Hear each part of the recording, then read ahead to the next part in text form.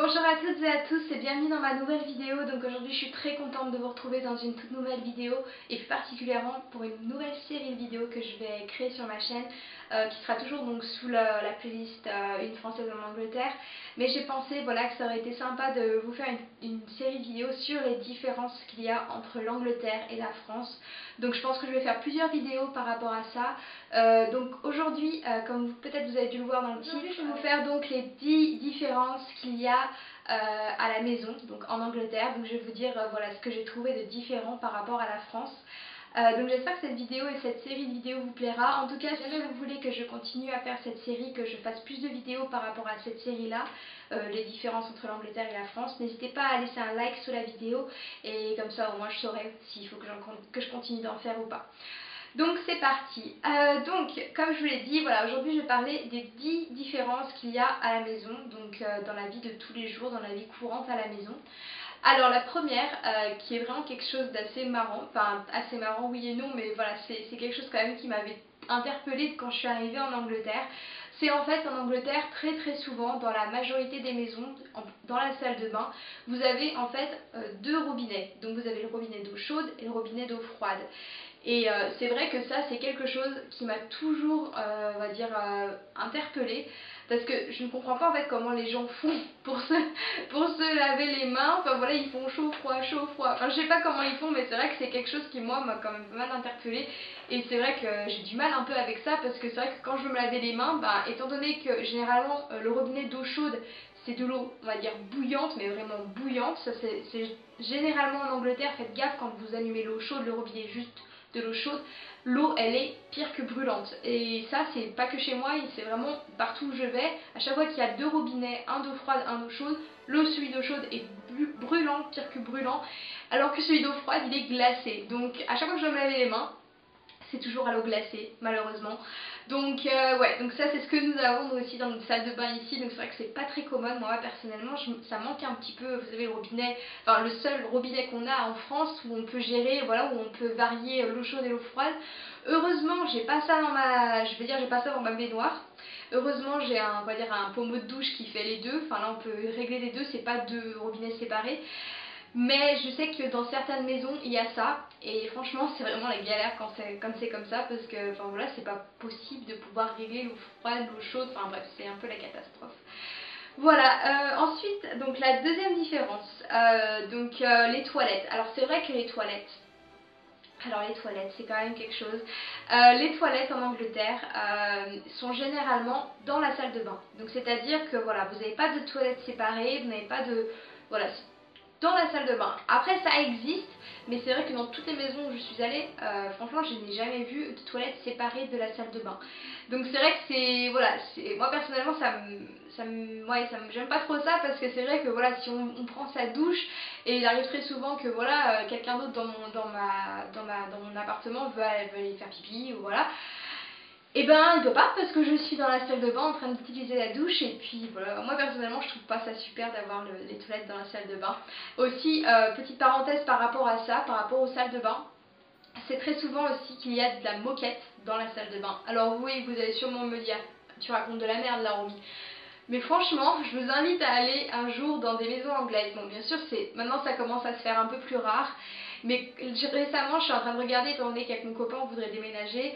On regarde beaucoup de maisons voilà, à acheter, à louer. Et c'est vrai qu'on a vu que dans beaucoup de photos de maisons, il y a de la moquette dans la salle de bain. Et franchement, enfin, moi je trouve ça répugnant. Enfin, c'est tellement horrible d'avoir de la moquette dans la salle de bain. Enfin bref, je vous passe les détails. J'imagine que vous voyez la scène un petit peu. Donc voilà. Ensuite, troisième différence, j'en avais parlé dans une de mes vidéos et en fait la troisième différence c'est donc les prises électriques anglaises. Donc les prises électriques, donc vous allez voir passer une image, mais c'est vrai que les prises électriques anglaises sont à 3 trous au lieu de la France, elle c'est 2 trous. Et en plus de ça, toutes les prises anglaises comportent un interrupteur. Alors c'est vrai que moi je m'étais fait avoir quand je suis arrivée en Angleterre. Je savais pas, voilà, je savais pas qu'il y avait des interrupteurs sur les prises anglaises. Et c'est vrai qu'en fait, ben voilà, je branchais mes prises, mais en fait j'avais pas remarqué qu'il y avait un interrupteur. Enfin j'avais vu, mais voilà, je savais pas à quoi ça servait, donc j'avais pas touché. Et donc je branchais, puis je voyais que ça marchait pas, je voyais que ça marchait pas. Bon, faut dire que je suis pas très intelligente des fois. Et en fait, voilà, en fait, il faut allumer ou éteindre l'interrupteur. Moi je trouve que c'est plutôt bien, étant donné qu'en fait on peut voilà, couper toute l'électricité juste en un clic comme ça. Et c'est vrai que nous par exemple pour la télé c'est vraiment bien parce qu'on branche tout sur, on a une multiprise, on branche la multiprise sur la prise enfin voilà, la prise de derrière la télé, et on branche tout sur la multiprise. Comme ça quand on va se coucher, on éteint tout, on éteint toute l'électricité, on coupe l'électricité pour la télé et tout ça. Donc ça fait que quand même moi je trouve que c'est super bien pour la consommation d'énergie, parce que voilà, si vous coupez ça, et ben c'est nickel quoi, vous n'avez pas à débrancher, à rebrancher ça, et c'est juste un clic et c'est fini. Donc moi je trouve ça plutôt bien. En Angleterre, ce qu'il y a aussi dans les maisons, c'est qu'il n'y a pas de volet. Alors franchement, il n'y a de volet nulle part, mais quand je dis nulle part, c'est... Je n'ai jamais été dans une maison anglaise, dans un appart anglais où il y avait des volets. Les volets n'existent pas. Alors, je pense qu'en fait, en Angleterre, ils ont tellement peu de soleil et tellement peu de... Et on va dire qu'en hiver, les jours sont tellement rikiki. Enfin, c'est vrai que, par exemple, moi, en hiver, là, tout de suite, là, à l'heure où je parle, le matin, le soleil se lève à 8h, 8h30, et le soir, il se couche à 3h30, le soleil commence à se coucher. À 4h, c'est nuit noire. Donc voilà, on va dire qu'il n'y a pas beaucoup de soleil, donc c'est vrai que j'imagine que les Anglais ils doivent se dire bon, ça sert à rien de mettre des volets parce qu'on va quand même profiter de chaque rayon de soleil. Et c'est vrai que moi c'est quelque chose qui m'avait vraiment interpellée quand je suis arrivée en Angleterre. En particulier, voilà, parce que moi c'était l'été quand je suis arrivée, et c'est vrai que l'été, ben, c'est tout le contraire de l'hiver. C'est-à-dire que l'été, le soleil se lève à 4h30 du matin et se couche à au moins 22h30, 23h. Donc c'est vrai que voilà, c'est quand même voilà, les plages horaires sont quand même assez risquées. Donc c'est vrai que le matin, moi quand je me réveillais, j'étais réveillée aux aurores, et je suis toujours réveillée aux aurores quand c'est l'été, parce que voilà, j'ai le soleil en plein dans la tronche, et en fait on a juste, je vous passerai une vidéo, mais on a juste nous un sorte de store, voilà, d'un truc qui se passe devant, mais bon franchement moi je trouve que ça change rien quoi, franchement ça change rien. Alors c'est vrai que les premiers temps en Angleterre ont été très durs pour moi à cause de ça, parce que c'est vrai que moi je dormais toujours dans la pénombre, dans la nuit noire avec mes volets quand j'étais en France. Et quand je suis arrivée, ça m'a fait vraiment bizarre parce que j'arrivais pas à dormir, simplement j'arrivais pas du tout à dormir avec la lumière du jour le matin, il fallait que ce soit une nuit noire. Et maintenant avec le temps je me suis habituée. Et c'est vrai que maintenant, bah, quand je rentre en France, mes parents, voilà, ils peuvent en témoigner, c'est vrai que bah, je ferme plus du tout mes volets. C'est-à-dire que voilà, j'oublie même de les fermer. Et en fait, j'ai même pas envie de les fermer parce que c'est vrai que maintenant j'ai besoin de... Enfin, je me réveille avec la lumière du soleil. Bon, mis à part l'hiver bien sûr, mais je veux dire, normalement, je me réveille avec la lumière du soleil, et moi je trouve que c'est tellement mieux de pouvoir se réveiller que de se réveiller dans la nuit noire et de... Voilà, de pas savoir où on est et tout. Mais moi j'aime bien maintenant laisser mes volets ouverts. Voilà, pourquoi pas. Donc ce qu'il faut savoir aussi, c'est donc le décalage horaire de l'Angleterre à la France. Donc comme vous pouvez le savoir, en Angleterre actuellement il est, alors à l'heure où je filme cette vidéo, il est exactement 2h30. Et je sais qu'en France là à 2h30, enfin ici en Angleterre il est 2h30 et en France il est 3h30. Donc ça c'est vraiment quelque chose à savoir aussi, parce que voilà, faut pas se faire avoir. Donc pensez bien à remonter d'une heure quand vous arrivez en Angleterre, parce que voilà, il y a un décalage horaire d'une heure. Donc la sixième différence aussi, donc comme je vous l'ai dit précédemment, c'est vrai que les Anglais mettent de la moquette vraiment de partout. Et mais vraiment de partout, comme je l'ai dit dans la salle de bain, voilà, des fois vous pouvez trouver de la moquette dans la salle de bain. Et il faut savoir qu'en Angleterre, il est très rare de trouver une maison sans moquette du tout. Donc il y a de la moquette, moi par exemple chez moi, on a de la moquette partout, sauf dans la salle de bain, heureusement. Mais c'est vrai que dans le salon, c'est de la moquette, dans la chambre, c'est de la moquette, dans le couloir, c'est de la moquette. Même le hall de mon immeuble, c'est de la moquette. C'est de la moquette de partout. Même où je travaille, dans mon bureau où je travaille, c'est de la moquette. Enfin, ouais, voilà. Non, je pense qu'ils mettent la moquette, c'est pour, je pense que c'est pour l'isolation. C'est vrai qu'il fait pas très chaud dans les apparts anglais, et en particulier chez moi.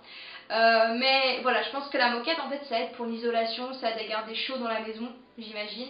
Moi, personnellement, je n'aime pas du tout la moquette, donc voilà. Et comment vous dire, voilà, j'aime pas du tout ça, je trouve ça dégueulasse, hein, surtout quand on a un animal. Moi, je sais que j'ai Dobby à la maison, mon chinchilla, et c'est vrai que voilà, j'aime pas du tout avoir de la moquette, et surtout que voilà, si on renverse quelque chose. En plus, moi qui suis vraiment maladroite, voilà, dès que je renverse quelque chose par terre, et ben voilà, la moquette est foutue. Super. Aussi, donc, ce qu'il faut savoir aussi pour les repas, donc ce qui est très différent de l'Angleterre à la France, c'est les repas en Angleterre. Donc En Angleterre, ce qu'ils font en fait, c'est qu'ils déjeunent, ils petit déjeunent, enfin voilà, ils petit déjeunent très différemment de la France. C'est vrai qu'il n'y a pas 300. Bon, maintenant si, on va dire, ça s'internationalise, mais parce qu'on a voilà, les supermarchés qui vendent vraiment de tout. Mais c'est vrai que généralement, les Anglais le matin, ce qu'ils mangent, c'est du porridge. Très souvent, ils mangent du porridge. Et c'est vrai que c'est pas trop mauvais. Moi, c'est vrai que ça me déplaît pas le porridge. Enfin, pas à grosse quantité, mais c'est pas trop mal. Ensuite, vous avez les toasts, donc tout ce qui est toast, voilà, toast avec du beurre, de la confiture. C'est vrai que maintenant ils font vraiment ça. Ils font aussi des sandwichs, donc ils font des sandwichs avec du bacon à l'intérieur, voilà, enfin, vraiment pas des choses très saines, on va dire. Et c'est vrai que le week-end, par contre, le week-end, c'est vrai que le petit déjeuner, ce qu'on fait vraiment le English breakfast. Donc là, l'English breakfast est quand même pas mal suivi par les Anglais. Donc le week-end, parce que c'est vrai que le matin dans la semaine, on n'a pas vraiment le temps. Les Anglais n'ont pas vraiment le temps de manger un vrai gros copieux breakfast au petit-déj. Donc c'est vrai que ouais, pendant le week-end ça se fait beaucoup. Nous chez Actim on se mange des English breakfast très souvent le week-end. C'est vrai que maintenant moi je mange quasiment plus de sucré le matin. Je mange que des choses salées. Enfin c'est vrai que je suis pas très sucrée de toute manière. Je suis plutôt quelqu'un qui aime le salé. Mais c'est vrai que c'est marrant parce que voilà le matin maintenant moi aussi je vais manger mon toast avec mon bacon ou voilà je vais me faire le porridge aussi le matin. Donc ouais c'est quand même assez différent. C'est vrai qu'aussi, il faut savoir aussi qu'en Angleterre, le midi en fait, comment expliquer ça? Le midi en fait c'est vraiment un sandwich, donc vous n'avez pas on va dire un déjeuner chaud. Enfin voilà, c'est vrai que nous qu'en France, à la cantine par exemple, quand vous allez à la cantine, et ben, vous avez un repas chaud, vous avez voilà, un plat, généralement une entrée, un plat et un dessert. Alors qu'en Angleterre, eh ben, pour les enfants et même pour les adultes, il faut faire ce qu'on appelle une lunchbox. Donc en fait, c'est une boîte où vous mettez, voilà, où vous préparez en fait un sandwich, des petits, je sais pas moi, des bâtons de carottes à manger. Enfin bref, c'est une petite boîte où vous mettez votre lunch à l'intérieur. Et c'est vrai que maintenant, bah, moi le midi, je mange que des sandwichs. C'est très rare quand je mange un plat chaud, mis à part si je l'achète, mais voilà, c'est pas moi qui aura cuisiné. Mais ouais, voilà, c'est très courant et quasiment tout le monde mange des lunchbox à midi. Donc c'est vrai que c'est quand même différent de la France parce que moi c'est vrai qu'au départ, quand j'étais fille au père, quand je suis arrivée chez moi, enfin dans ma famille d'accueil je veux dire, à midi je m'attendais à ce qu'on mange et en fait je me suis rendu compte que tout le monde mangeait, chacun de son côté mangeait, je sais pas moi, un petit plat de nouilles, voilà, vous savez les nouilles voilà, qu'on réchauffe avec de l'eau chaude, enfin, vraiment des petits trucs, alors que moi j'étais en train de crever la dalle, moi à midi il fallait que je mange quelque chose, et bah non. Et donc en fait c'est vrai qu'en fait ce repas en fait est inversé, donc c'est à dire qu'en fait en Angleterre le gros repas qu'on fait au déjeuner, eux vont l'avoir au dîner, et vice versa, ce qu'on va avoir assez léger au dîner, ils vont l'avoir pour le déjeuner. Donc le dîner, bah nous c'est vrai que maintenant c'est copieux. Alors c'est vrai qu'au départ je m'étais fait avoir parce qu'en fait je mangeais beaucoup au déjeuner parce que je crevais la dalle, j'en pouvais plus, j'avais trop faim. Et le soir, vu que voilà, les parents généralement cuisinaient quelque chose d'assez copieux, et ben ça fait que je mangeais 2 fois dans la journée un repas super copieux. Donc voilà, je vais pas vous faire un dessin, mais voilà, donc c'est vrai que c'est quand même quelque chose à savoir et bon, c'est rigolo, en tout cas c'est rigolo. Et puis maintenant c'est vrai qu'avec Tim, on mange copieux le soir, on mange un petit peu le matin, pas beaucoup à midi et beaucoup le soir. Alors que je sais que normalement ça devrait être à l'inverse, mais malheureusement avec les horaires qu'on a, on n'a pas le choix. Donc en neuvième différence, c'est vrai qu'aussi donc par rapport encore au déjeuner, au dîner, les Anglais mangent le dîner très tôt. Bon, c'est vrai que nous on a un peu l'exception avec Tim parce que c'est vrai que nous on mange notre dîner plutôt vers 20h, 21h, mais beaucoup d'anglais, et surtout ceux qui ont des enfants, mangent entre 5h30 et 6h. Bon, ceux bien sûr qui ne travaillent pas jusqu'à 6h ou des trucs comme ça. Mais généralement, moi je sais que quand j'étais fille au père, nous à la maison on mangeait à 5h30 ou 6h. Voilà. Comment dire, l'horaire maximal était de 6h du soir. Alors c'est vrai que c'est quand même assez tôt, je vous l'accorde, mais bon, c'est pas plus mal aussi de manger tôt comme ça. C'est vrai qu'après ça nous laisse le temps de digérer, et puis il paraît que c'est mieux pour l'organisme avant d'aller se coucher de manger bien en avance. Donc ouais, c'est vrai qu'ils font ça, et c'est vrai qu'en Angleterre aussi ils font ce qu'on appelle le bedtime snack. Donc en fait c'est un petit snack avant d'aller dormir, c'est-à-dire vous mangez un yaourt, vous mangez une barre de céréales, enfin voilà. Bon, je vois pas du tout pourquoi ils mangent des trucs comme ça. Moi personnellement je mange pas, mais bon voilà, ça se fait beaucoup étant donné qu'ils mangent très tôt. Après ben, voilà, ils ont souvent un petit creux dans la soirée donc ils remangent un bout. Mais voilà, ça c'est une petite différence, alors que c'est vrai que nous quand en France je pense qu'on mange généralement plutôt vers les 8h, 20h, 21h, et ben les Anglais mangent quand même assez tôt. Ensuite, la dixième et dernière différence, donc c'est vrai que pour dire bonjour le matin, c'est vrai que ben, les Anglais, en fait, ben, bonjour tout simplement, je veux dire, quand on connaît quelqu'un de proche, alors on va lui faire un bisou et un câlin. Donc ça c'est la différence, alors que c'est vrai que nous en Angleterre, en France. En France, on fait plutôt la bise, voilà, on fait la bise à quelqu'un qu'on connaît, quelqu'un de proche, quelqu'un, voilà, une connaissance, on va lui faire la bise. En Angleterre, ils vont lui faire le bisou câlin si c'est quelqu'un vraiment de proche, comme de la famille, un ami. Après, au boulot, donc ce qui est très différent, c'est en France, généralement, on fait la bise à tout le monde, je pense, à toutes les personnes qui y a au bureau. Enfin, pas tout le temps, je veux dire, mais moi je sais que quand je travaillais en France, et ben, je disais bonjour à tout le monde, il fallait que je fasse la bise à chaque personne que je croisais. Alors qu'en Angleterre, et ben, c'est simplement un bonjour, voilà. Et moi je trouve que c'est génial, parce que personnellement, ça sauve tellement de temps. Et ça sauve tellement de microbes surtout, voilà, on évite d'attraper toutes les merdes des autres. Et donc voilà, donc ça c'est assez rigolo aussi à savoir, et c'est aussi une différence parce qu'en fait voilà, on fait des bisous comme ça à tout le monde en France, alors qu'en Angleterre, un simple bonjour suffit, et comme ça vous avez dit bonjour à tout le monde, c'est hey ça va, hey ça va. Et voilà, donc c'est plutôt cool, et moi c'est vrai que ça me sauve du temps et j'aime mieux voilà, dire bonjour comme ça, au lieu de faire la bise à 15 millions de personnes. Voilà, donc j'espère que cette première vidéo sur les différences entre l'Angleterre et la France vous a plu. Voilà, j'espère que ça vous a appris 3 petits trucs sur l'Angleterre et voilà, vous donner des petites idées de différence entre l'Angleterre et la France.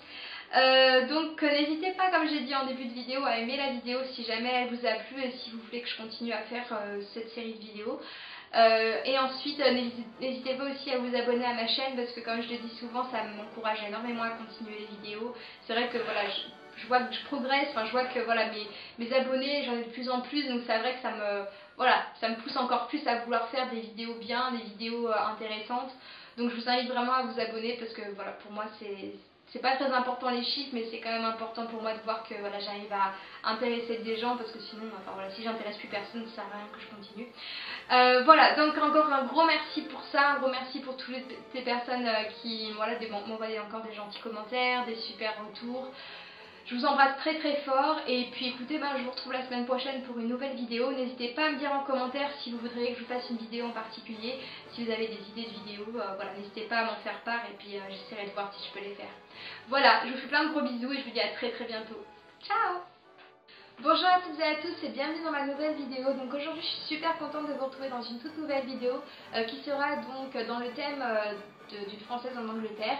Et donc comme vous l'avez vu dans le titre, je vais vous parler des premières choses à faire lorsque l'on déménage ou lorsqu'on va partir en Angleterre.